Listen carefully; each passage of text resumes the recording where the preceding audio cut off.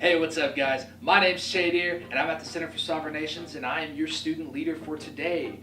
Our new segment is Boom! Tuesday's Tips. So, today's application process that we're going to go through, FAFSA, the big bad boy, right? Alright, I'm going to show you how to do it with these 8 easy steps. Step 1, I want you guys to create a username and password because it is very important to create your student account and your federal student aid ID. So we're going to go ahead and pull up the information. So yeah, as a student and a parent, you're going to want to have this information written down somewhere, kept private. And pro tip, I want you to know that you guys don't need to mix this information up. A lot of the mistakes made on the FAFSA application are due to login errors. Step 2, which is start the FAFSA form at fafsa.gov. You can find that link in the description below. So, in this step, you're going to want to select the school year that you were applying for. So, I don't know, maybe a hint would be 2019, 2020 perhaps? That's what I chose. Pro tip, if you are given the option to complete a renewal FAFSA form, you're going to want to renew the FAFSA form. This is essential.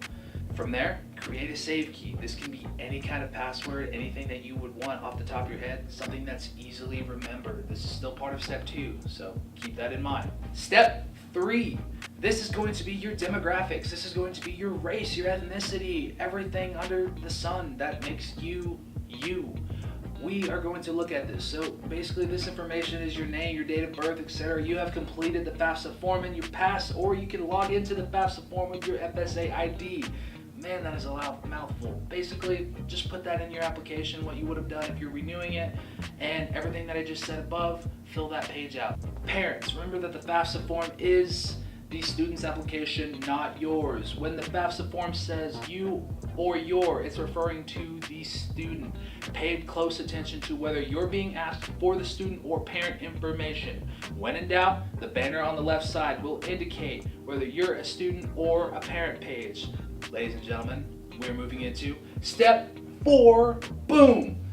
Make sure you list your schools. You're gonna wanna know where you're going to school at. Maybe if you're transferring, you wanna know which school you're transferring to, yada, yada, yada.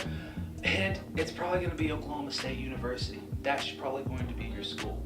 If not, however, some students transfer in. You're gonna wanna list those schools that you're transferring from. Be specific, be attentive to this application, and make sure that you get it right the first time.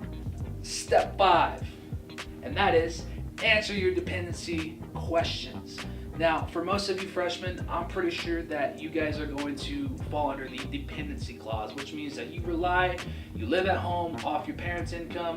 That's okay. That's usually most freshmen. I was like that, and that's going to be pretty much how you're going to answer that. So just click yes on that. If not, if you're married or if you're working paying taxes, then you're going to click the other option. Step 6, which is the parent demographics section. It's just like the students. I'm pretty sure you guys know how to do that. If not, it's your name, social security information, everything that you need to fill that application out that you did for your student, which is your boy or girl. I'm mixing this up. It's okay. But here's a little bit of an infographic. Who's my parent? When I fill out my FAFSA, this right here is going to kind of give you a little bit of information. It tells you everything from, are your parents married to each other? Do your parents live together? It gets a little personal. So, you know, the FAFSA needs to do that. It's a little invasive. I know, that's just how it goes. Step 7, which is supply your financial information.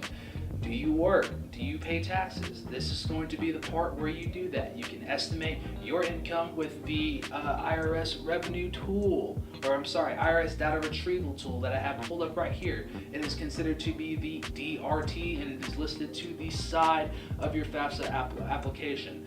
I don't have the application pulled up right now, but whenever you go up there, you will know because it will be labeled DRT. You're going to want to usually have your form on October 1st. That's usually the deadline for your application to be done. I know they've changed it. They've done some stuff. This is what you don't need to miss. Make sure you have that and make sure you make that deadline. All right. The IRS DRT allows you to import your IRS tax information into the FAFSA form with just a few clicks. Or if your parents know their information, get with them. Makes it a whole lot easier. Step 8, sign and submit your FAFSA form. They don't know it's you. You gotta sign it. They need a signature.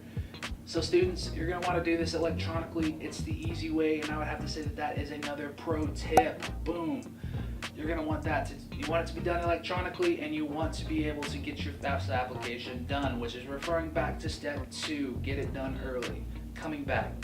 Parents, you're gonna wanna sign this too. Now, in the off chance that you do have to sign it and mail it, that's gonna be okay, that's an option. However, it will delay your application for up to 3 days. It says it right here. Sign the submit tips. If your parent forgot your FSA ID, you can retrieve it. These are the steps right here. We're gonna go ahead and pause, and if you want to, you can pause the video and look at these. I'm going to slowly scroll through them for you. And congrats, you signed and submitted your FAFSA application. You are among the many students, maybe not the many, the few students who got their application submitted in on time, and they are now getting their federal money. Oh, also, another thing, we're also going to provide our email address information in the link in the description below, and we're also going to say to like and subscribe to our page and our YouTube channel. This information is for you, and we put this content out here for parents and for students of all ages and all disciplines. So we want you guys to be prepared for college. So this is Che Deer, your friendly neighborhood team leader, signing off.